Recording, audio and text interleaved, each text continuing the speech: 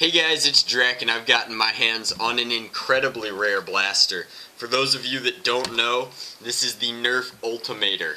But it's not a Nerf blaster per se, it is, I think, a Mattel Ultimator. I'm not positive. This one's in decent shape cosmetically, but flawless working order, and that's all that matters to me in this case, because this is a very powerful blaster. This is one of the most dangerous, rarest, coolest blasters around.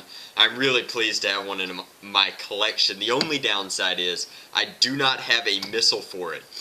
Now, I wish I had a missile for it, but that can't be helped. They're very difficult to come by, so I may make a homemade missile for it. But this review video is just to showcase the thing that I find most amusing about it. When most people think about Nerf guns, there's one thing that they shouldn't have, and that's recoil. And this blaster has recoil. It's that ridiculous. I think that there's also an expression in the nerfing community that if the recoil is too much, you're holding the Ultimator too close to your face. And that is, of course, this blaster. It's just ridiculously powerful. It is not an air blaster, which is scary because it gets tight in ranges without air pressure. It is all spring powered, but it has an extending spring instead of a compression spring. Now, I'm going to extend that spring now with the lever here, which is how you prime the blaster. You prime it by cranking that spring back into the stock itself.